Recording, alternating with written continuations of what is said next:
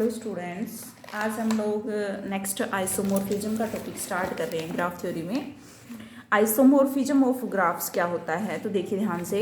Late G and H be the two graphs with vertex set V G and V H. जो vertex set है उनका हम we जी और V H से denote कर रहे हैं।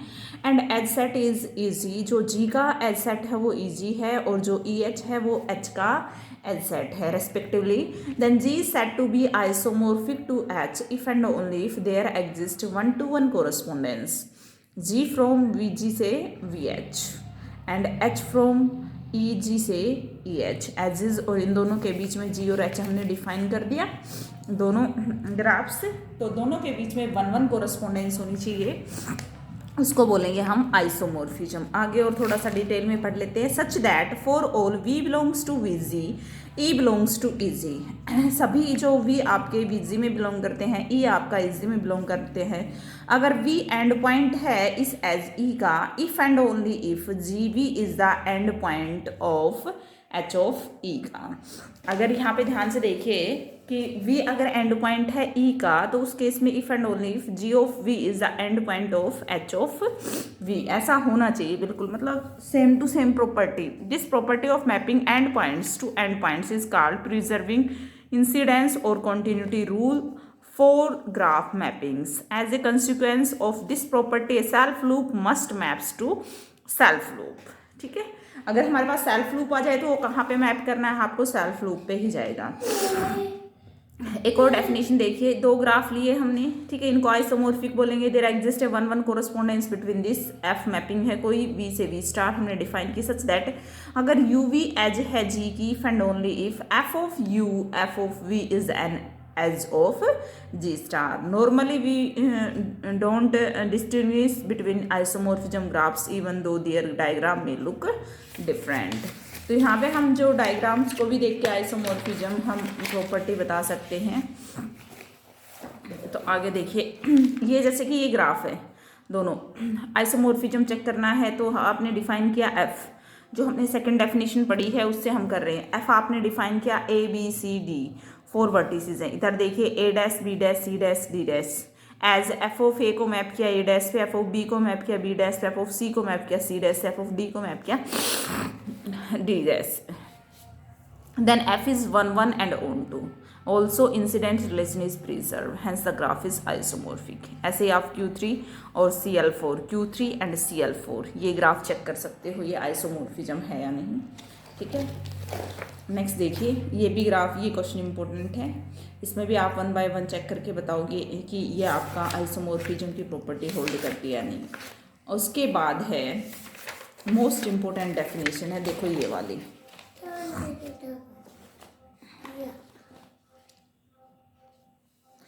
नेक्स्ट है वोक, पाथ और सर्किट क्या होता है। तो देखिए ध्यान से, इन ए ग्राफ जी, वोक का क्या मीनिंग होता है, from a vertex V naught to V N. हम मान के चलते हैं कि कोई ग्राफ है, उसमें हमारे पास जो वर्टेक्स हैं वो कहाँ से कहाँ है, वी नोट से वी एन है। तो इसमें वोक का क्या मीनिंग होगा, ठीक है, is a finite alternating series. V naught की क्या मीनिंग होगा वोक का, कि वी नोट के बाद आपने एक एज का यूज़ किया, E1 V1 E2 V2 E3 V3 up to EN VN। ये जो अल्टरनेटिंग सीक्वेंस है ये आपकी क्या रहेगी, of vertices and edges such that Vi-1 and Vi are the end points of Ei। देखो यहाँ से V नोट V1, तो Vi-1 Vi is the edge end points of Ei। ठीक है भाई। The trivial walk from a vertex V to V consist of single vertex V। अगर कोई भी मान लो ट्रिवियल वॉक पूछे आपसे तो सिर्फ एक सिंगल वर्टेक्स V है आपके पास, ठीक है, उसकी जो वॉक होगी वो ट्रिवियल वॉक होगी। नेक्स्ट देखिए, in a graph G a path. अब ग्राफ के अंदर वॉक आ गया, वॉक में कोई भी कंडीशन नहीं दी भैया आपको ट्रैवल कैसे करना है, इस तरह से आपको ट्रैवलिंग करनी है, ठीक है। अब पाथ पढ़ते हैं, a path from the vertex V naught to the vertex Vn is a walk from V2 to Vn such that no edge is repeated. अब इसमें वॉक में ऐसा कुछ भी नहीं था, एज रिपीट भी हो सकती जैसे हम चल रहे हैं, ठीक है, कोई कंडीशन नहीं है। लेकिन अगर आपके पास यही वॉक पाथ के अंदर कन्वर्ट हो जाए तो उस केसेस के अंदर क्या आ जाएगा, जो आपके एजेस हैं वो रिपीट नहीं होने चाहिए। इस तरह की एक अल्टरनेटिव सीक्वेंस क्या रहेगी, पाथ बन जाएगी। उसके बाद आता है circuit. In a graph a simple path from V2 से Vn is a path that does not contain a repeated. उसके बाद आता है कि सिंपल पाथ क्या होती है। सिंपल पाथ, अब देखो डेफिनेशन, पाथ की डेफिनेशन में ये कंफर्म हो गया कि वर्टेक्स जो एजेस हैं वो रिपीट नहीं होने चाहिए।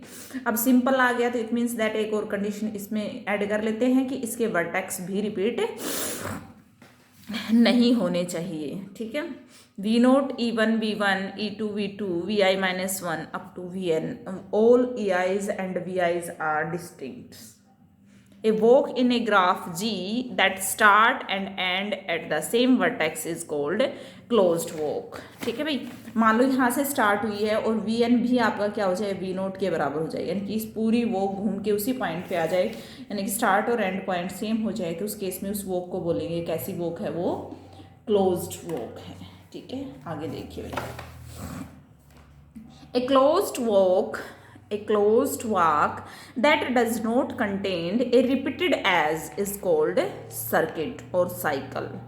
क्लोज्ड वाक के अंदर देखो, वाक में कोई कंडीशन नहीं थी कि भैया आप एज रिपीट भी हो सकते हैं, वर्टेक्स भी रिपीट हो सकते हैं, लेकिन अगर क्लोज्ड वाक के अंदर कोई भी एज रिपीट नहीं हो रहा तो उस वाक को हम एक अलग से नाम दे देंगे कि सर्किट बन गया और cycle. Thus a closed path is called a circuit. So a circuit is a walk of the form where V0 Vn के बराबर हैं और all Ei's are distinct. In graph any cycle must have length 3 or more. किसी भी graph के अंदर क्या रहेगी हमारे पास, साइकिल की जो लेंथ है वो 3 या 3 से ज़्यादा रहेगी। हम एग्जाम्पल्स में चेक आगे देखिए, a simple circuit is a circuit that does not have any repeated vertex except the first and last. देखो फर्स्ट और लास्ट तो सेम रहेंगे, यानी कि रिपीट हो गए तो, लेकिन ये कह रहा है कि एक्सेप्ट फर्स्ट एंड लास्ट को छोड़कर बीच में कोई भी वर्टेक्स अगर रिपीट नहीं होता तो उसको हम बोलेंगे सिंपल सर्किट है। मोस्ट इंपोर्टेंट डेफिनेशन है ये सारी। Thus a simple circuit is a walk of the form this where Ei's are distinct and Vj's are distinct except first and last. In the graph below determine whether the following walk are path, simple path and closed path. V1 E2 V2 E3 V3 E4 V4 E5 V2 E2, देखो as repeat हो गई V1, दोबारा से repeat हो गया E1 V0, तो just a walk because repeated. ठीक है, नेक्स्ट में आप बता सकते हो, सेकंड देखना भाई, V5 E5 V4 E4 V2 E1 V1, तो इसको क्या बोल सकते हैं हम, कोई भी हमारे वर्टेक्स रिपीट नहीं हो रहे, कोई एज भी रिपीट नहीं हो रही, तो ये सिंपल पाथ हो जाएगा। देखो से फर्स्ट और लास्ट सेम नहीं है तो सर्किट और ये तो क्लोज्ड वॉक तो हम तो बता ही नहीं सकते। ठीक है, तो थोड़ा सा ध्यान रखना, ये आपको करना है। ठीक है, उसके बाद है in a graph number of edges in a path from V2 से Vn is called the length of the path. जितने भी जो भी आपका ग्राफ है इन पर्टिकुलर केसेस, जितने भी आपने उस पाथ के अंदर कितने वो एजेस यूज़ किए हैं वो उसकी लेंथ रहेगी किसकी, पाथ की। ए साइकिल के एजेस इज कॉल्ड के साइकिल ग्राफ, के साइकिल और साइकिल ऑफ लेंथ के। ठीक है, के एजेस मीन्स के साइकिल या फिर length of K. For example loop is a cycle of length 1, on the other hand a pair of parallel edges E1 and E2 shown below is cycle of length 2। देख लो इसकी length कितनी है। ठीक है, ये graph है, इसमें आपको सिंपल सी चीज़ें बता रखी है। तो आई होप आप यहाँ से पहले का सब कुछ। एसाइक्लिक ग्राफ क्या होता है, it contains no cycle. For example graph acyclic mean without circuit free, वो ग्राफ जिसमें सर्किट ना बने। साइकिल का वर्ड हमने सर्किट के लिए किया है भाई, ध्यान रखना। जिस ग्राफ के पास सर्किट ना हो उसको हम बोलेंगे क्या है, वो एसाइक्लिक ग्राफ है। ठीक है, तो फिलहाल के लिए यही है, नेक्स्ट हम ये थ्योरम स्टार्ट करेंगे। ठीक है, बीच में ये एक पेज रह गया, ये पता नहीं इसमें सर्किट का यूज़ हो रखा था तो ये मैंने बीच में छुड़वा दिया, तो देख लेना इनका लिंक अप कहाँ पे होगा। ठीक है, और मुझे बता देना इसके बाद। ठीक, थैंक यू सो मच।